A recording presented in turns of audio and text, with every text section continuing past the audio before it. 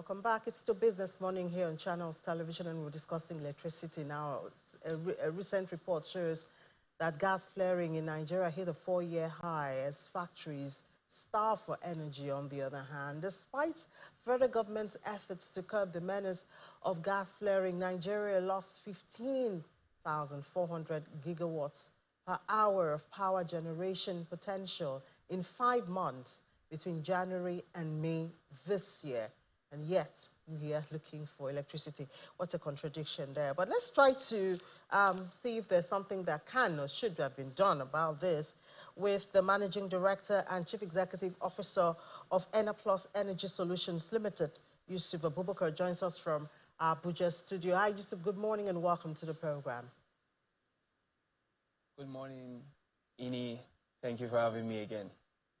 Yeah, so we've been talking about gas flaring, and in spite of all of this, Nigeria, just this year, January to May, is set to have lost 15,400 gigawatts.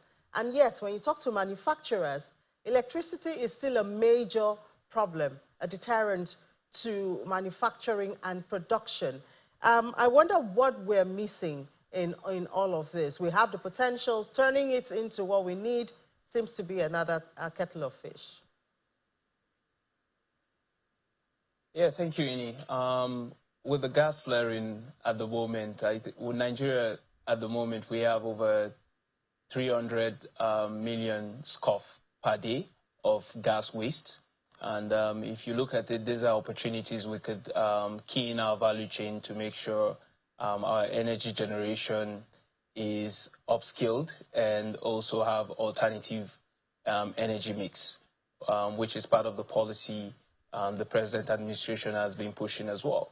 So presently, we have 200 trillion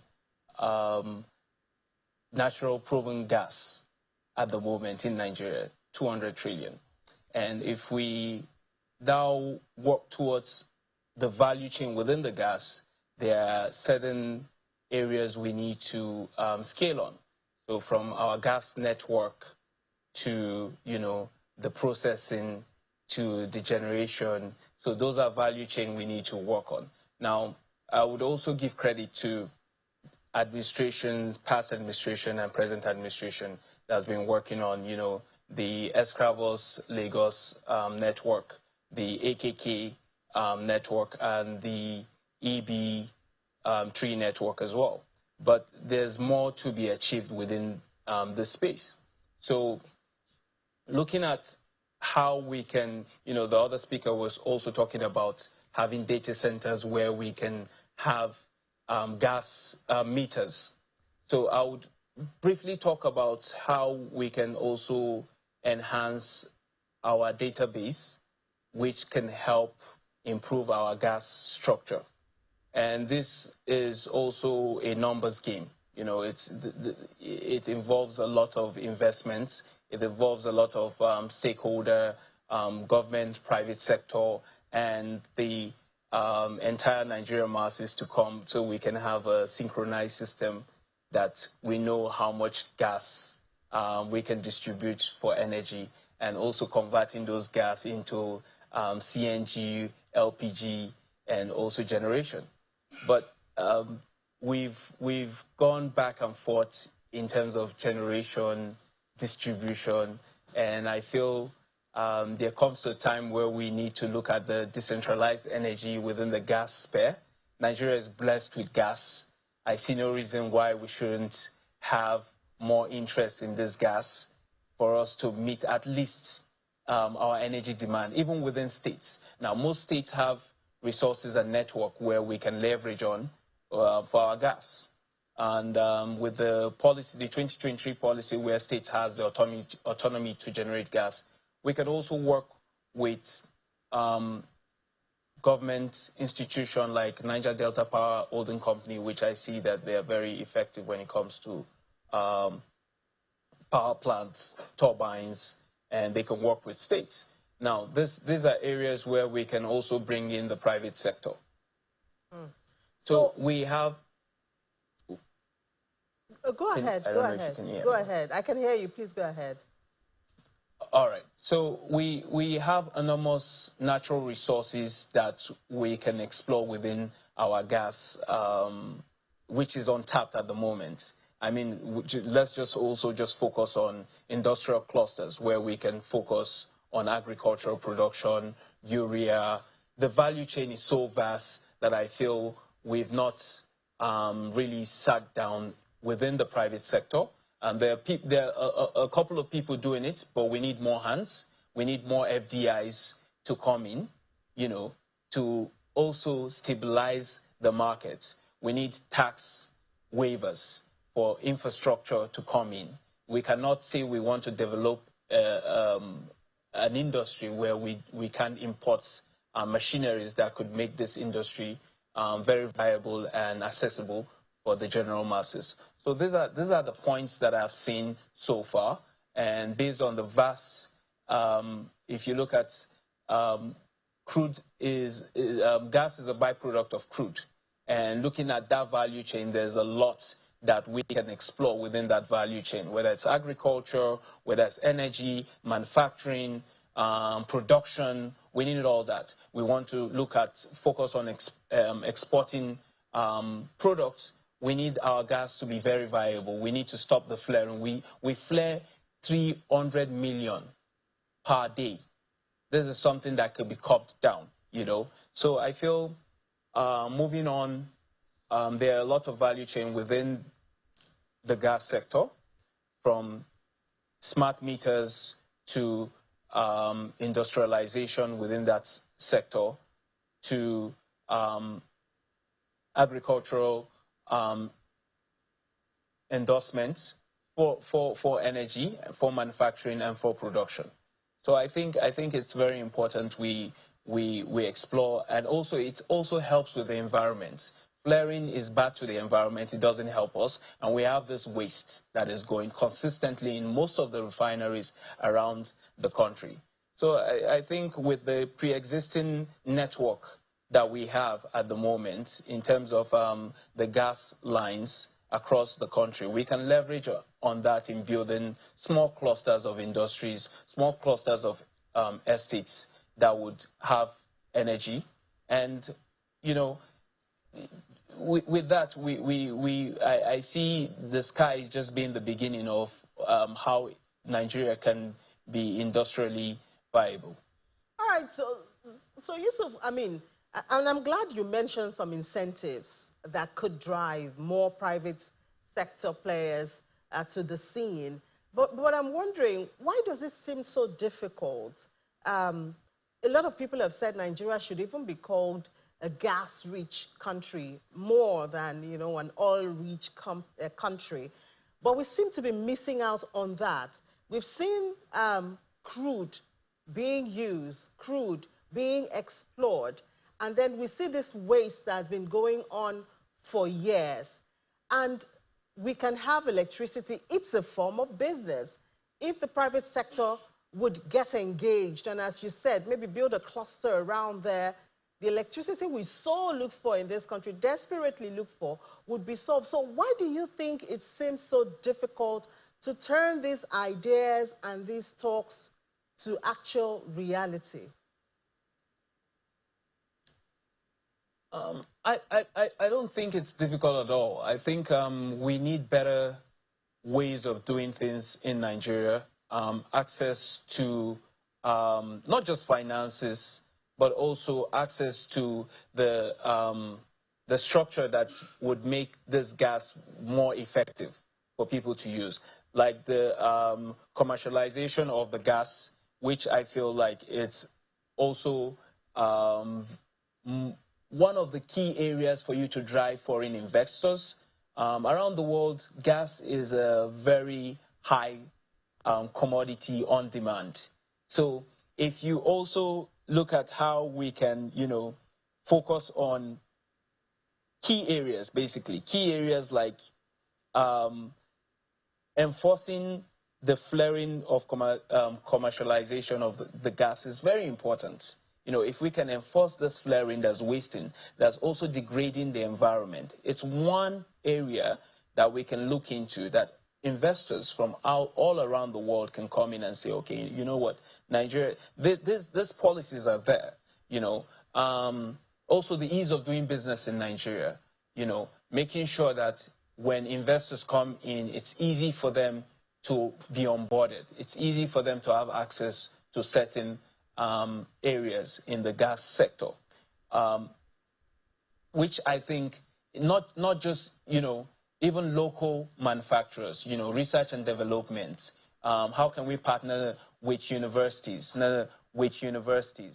across Nigeria to also develop within their own local content of gas? So I feel these are policies that we can really focus on, and these are issues we can look within our scope as Nigerians, as people who want to make sure that we are looking at exporting our product, we are looking at industrialization. So policies are very important, as much as enforcing those policies are very important, as much as communicating that these policies are available. This is how you can get to access this policy. You know, most times I think communication is one of the biggest problem we have, you know, when it comes to access to certain resources within the government space. Also, give the private sector free hands, give new companies free hands. Tax waivers are very important. Give us tax waivers between 5 to 10 years. Let's between 5 to 10 years. That's half a decade to a decade. Let the industry um, mature to a point whereby, you know, there's investors' confidence to say, okay, you know what, Nigerian gas sector is actually moving towards great, um, for lack of better word, skill. So I feel, you know, we need more engagement between the private and the public sector, which is the government. We need more communication. We need to see how we can allow small businesses to also come in within that space and explore those spaces and see what we can do. From industrial, from agricultural, these are areas we have AKK pipeline already. The Escravos, Lagos also. These are networks that can be connected through either decentralized system of micro and mini grids in that gas sector. We need processing plants where we can separate hydrogen sulfides, water from the byproduct of the crude, you know, to get our gas. And these are value chain that investors would like to see, to say, okay, you know what, we feel comfortable. You don't have to do the whole gas. You could just get the value chain focus, and then the next guy gets the other value chain. And we need to be more collaborative. Collaboration is very, very, very important when it comes to industrialization, whether you're doing it in private, whether you're doing it in the public sector. I think that is one thing we should look at. Being Nigeria is one of the biggest oil producing nation around the world. At least we are ranked amongst the top 10. And we have over 200 trillion proven gas reserve at the moment. These are areas we can actually explore and make sure that we achieve, you know, at least, even if we can look towards between now and 2030, 30,000 megawatts. So Yusuf, when you paint this picture, you know, of the value chain, of course we also have the states there who can do something. How do you think this process can be, you know, let's just kickstart it. Could the states perhaps jump in and make something happen, even if it's from a smaller scale, and get more private sector investors interested? Yeah, I think the state, if we look at the 2023 bill that was passed, where state has autonomy to generate its own power, the state could create its own IP with also the federal government collaboration. I also mentioned Niger's Delta Power Holding Company, which is one of those they could work with, and a lot of other parastatals that I probably would not have in my head right now. And power is demand and supply. It, many states already have pre-existing net gas pipeline network moving around that state. Bring private sector engagement, talk to companies that have FDI access to come in, do collaboration within the states, allow private sector to run this. States monitor as, regulatory body and also as an investor. I feel within even looking at just the value chain of agriculture, bringing in, looking at urea, I think it's not just even gas as a manufacturing, it's making Nigeria a powerhouse where a state can now be exporting from its own domain. So imagine states like Katsina, Niger, and other states who may even have dry ports. These are ways to generate IGI within your state. Also, power security, because we've said this time without number. Power security is national security. If we really want to move forward, we need to look for new ways of doing things. We need to also explore pre-existing infrastructure and resources we have just lying idle that are not working. Let's get engagement within the states. There are investors that are willing, if the state can also grant those investors sovereign guarantee through the Ministry of Finance. These are things that would actually drive investment, for lack of a better word, confidence for any investor outside of Nigeria to say, okay, we're bringing this much money to come and invest in energy. It will create employment, it will create security, and it will create development and growth.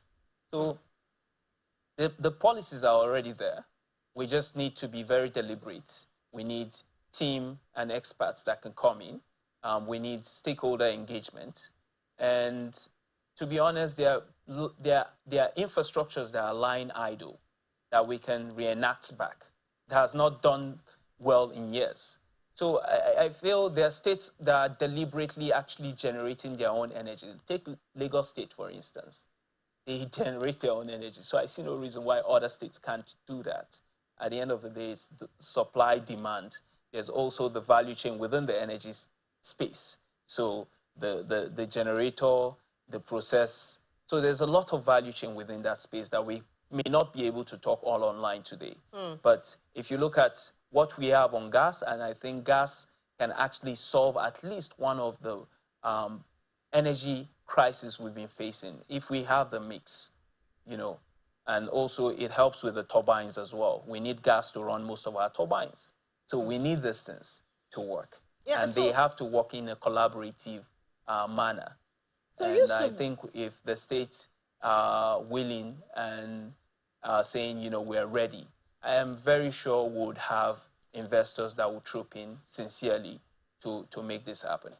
So Yusuf, when you see a story such as this, we see that oil and gas companies in Nigeria, including Nigerian Petroleum Development Company Shell, Chevron, paid 602.22 billion naira penalty for gas flaring.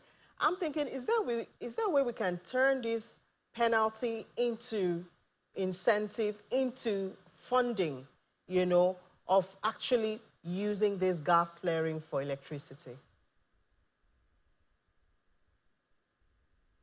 So we have the NGFCP, which is enforced gas flaring for generation.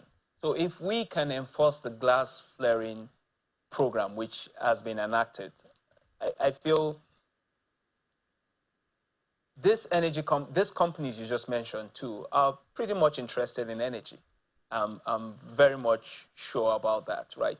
And which brings me back to a point whereby we need to be very deliberate and be very concise in what we're trying to achieve. We're trying to achieve power generation, stability in power, infrastructure. We should also look at vandalism within the space as well, because flaring also comes from vandalism, not necessarily from these companies as well. However, it does also, majority of the flare comes from the company. These are issues we in the private sector and the public sector needs to really sit down, and communication is one of those key things where penalties should be given when there's vandalism to equipment worth millions of naira or dollars, so that people understand that these are national assets and it's a crime for such things to happen. And I think when it comes to also investors coming in, they also understand that we need energy for any industrialization to happen seamlessly in Nigeria. So I feel when it comes to flaring, we need to enforce more on the flaring, not just even to tell this company, say, okay, maybe your corporate social responsibility, instead of paying that, make 10,000 megawatts in the area, create an industrial cluster where you just make 10,000 megawatts and focus. So if we have these companies just focus on making those, I think we would go a long way in terms of integrating all the grids and also doing a rebate system whereby when grid collapse, you can easily send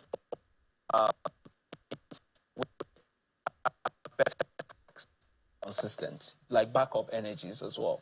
So policies are very important, but enforcement of those policies to also sustain growth and sustainability is very important.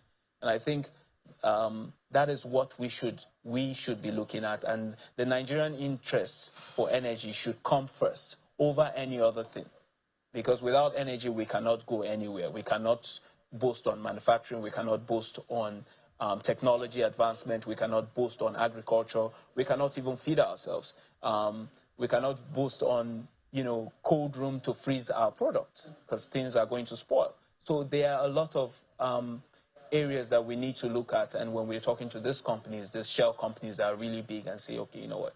If you're coming, this is what we want you to do as part of, give them also tax waivers to achieve these things. And I think we'll go a long way. And the small, medium companies that are coming, like us. All right, Yusuf, thank you so much for that suggestion. We do hope someone is listening and maybe move it forward and instead of just making them pay the cash, can they, find a way to turn that to electricity, which they can also use. I'm sure that could be an incentive, to discourage flaring. Thank you so much, Managing Director, Chief Executive Officer of Enerplus Energy Solutions Limited, Mr. Yusuf Abubakar, for your time. Thank you very much, Annie.